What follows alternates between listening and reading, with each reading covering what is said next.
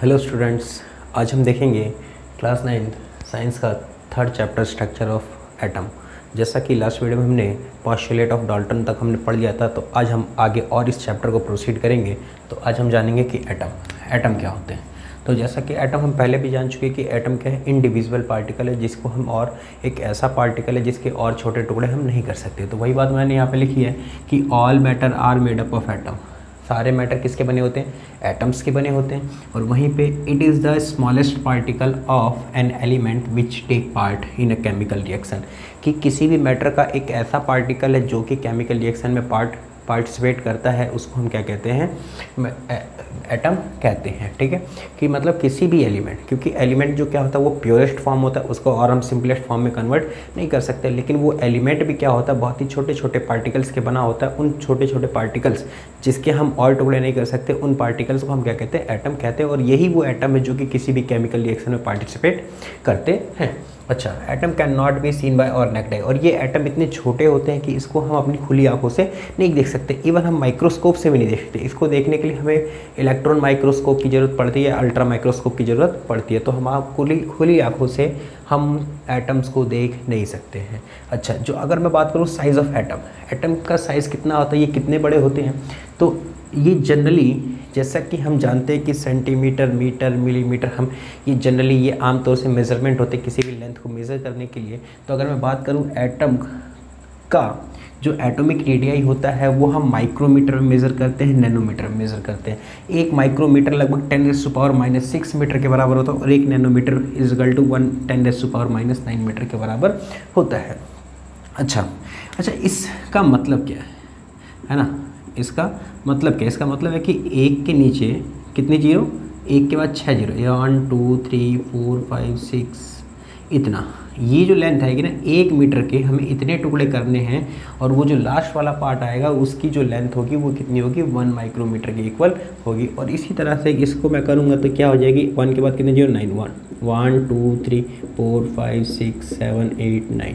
मतलब 1 मीटर को अगर मैं इस नंबर से डिवाइड करूंगा तो जो लेंथ है ये वो कितना होगा? 10⁻⁹ के इक्वल होगा। अच्छा, यहाँ पर ना क्या होता है कि कुछ यहाँ पर एग्जांपल है कि कौन सा पार्टिकल का रेडियस कितना बड़ा होता है, कितना होता है।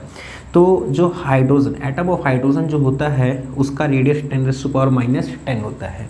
जो मॉलिक्यूल ऑफ वाटर होता है उसका रेडियस जो होता है वो 10⁻⁻9 होता है। मॉलिक्यूल ऑफ हीमोग्लोबिन का जो मॉलिक्यूल होता है उसका जो रेडियस होता है वो 10⁻8 होता है। ग्रेन ऑफ सैंड का जो रेडियस होता है 10⁻4 होता है। जो एंट होता है, जो चींटी होती है, वो लगभग 10⁻2 मीटर की लगभग उसकी लेंथ होती है। और वाटर मेलन जो हमारा तरबूज है उसकी लेंथ जो होती है 10⁻1 होती है। ठीक है, ये तो बात हो गई एटम की। और एटॉमिक रेडियाई की बात हो गई कि एटम का साइज़ कितना होता है। जनरली जब साइज़ ऑफ एटम की बात कर रहे हैं तो वहाँ पर हम किसकी बात कर रहे हैं?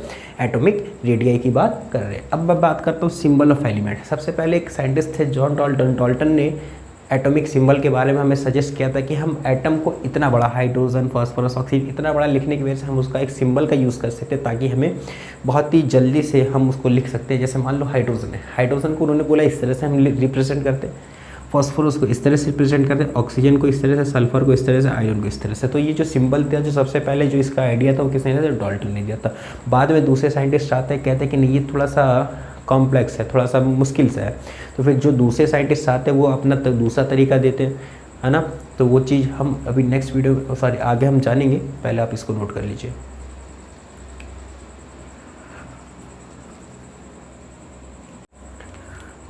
तो अब हम देखेंगे जो नेक्स्ट साइंटिस्ट थे वो थे बेrzelius ने क्या कहा था? He suggested that symbol of an element should be made from 1 or 2 letter of the name of element। कि कोई भी एलिमेंट है ना उसका जो सिंबल बनेगा, उसका जो नाम है, उस एलिमेंट का जो नाम है उसके पहले और या फिर पहले 2 लेटर के सिंबल से, लेटर से उसका सिंबल बनेगा। जैसे मान लो हाइड्रोजन का जो पहला लेटर है H, तो इसके फर्स्ट लेटर से इसका सिंबल बना दिया गया।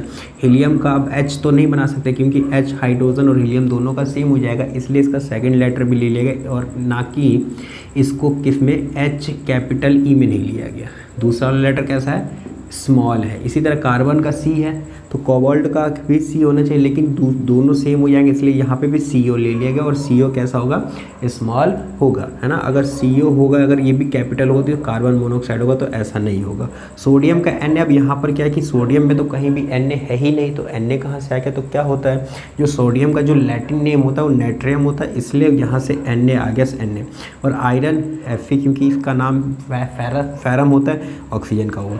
तो यहाँ पर सिंबल या तो पहला लेटर होगा या फिर पहले 2 लेटर होंगे। और एक चीज़ और कि first letter should be capital, पहला लेटर हम देख रहे हैं कैपिटल होना चाहिए, और जो सेकंड लेटर होगा शुड बी स्मॉल। पहला लेटर तो कैपिटल होगा और दूसरा लेटर कैसा होगा, स्मॉल होगा। अब हम बात करते हैं एटॉमिक मास। जब हम एटम के साइज़ की बात कर रहे हैं, एटम के बारे में इतना कुछ जान रहे हैं, तो अब हम एटॉमिक मास के बारे में भी बात करते हैं। तो एटॉमिक मास क्या होता है, नाम से पता चल रहा है कि किसी भी एक एटम का जो मास होगा उसको हम क्या कहेंगे, एटॉमिक मास कहेंगे। तो mass of an atom of an element is called atomic mass. किसी भी एलिमेंट के एक एटम का जो मास होता है उसको हम क्या कहते हैं, एटॉमिक मास कहते हैं।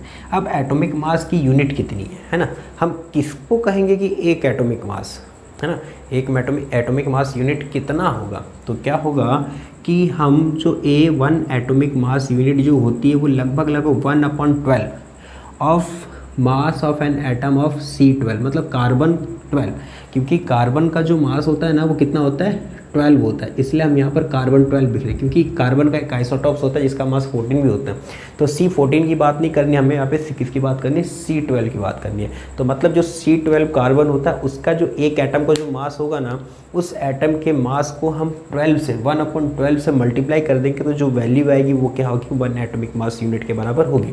मतलब 1 atomic mass unit AMU is equal to 1/12 into mass of carbon 12 atom. जो C12 होता है उसके एक एटम का जो मास होगा उसको हम 1/12 से मल्टीप्लाई कर देंगे, तो जो वैल्यू आएगी वही क्या होगी, हमारे एक एटॉमिक मास यूनिट के इक्वल होगी, या फिर एक यूनिफाइड होती है ना।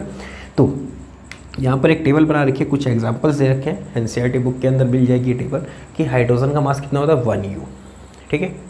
हीलियम का मास कितना होता है, 4U, कार्बन का मास 12U, नाइट्रोजन का मास 14U, ऑक्सीजन का मास 16U और कैल्शियम का मास 40U होता है। इसके अलावा और भी हम NCERT बुक के अंदर से जाके टेबल के अंदर से हम एटॉमिक मास हम वहाँ से लर्न कर सकते हैं। तो आज की वीडियो में बस इतना ही, आगे हम नेक्स्ट वीडियो में इस चैप्टर को आगे प्रोसीड करेंगे। Thank you.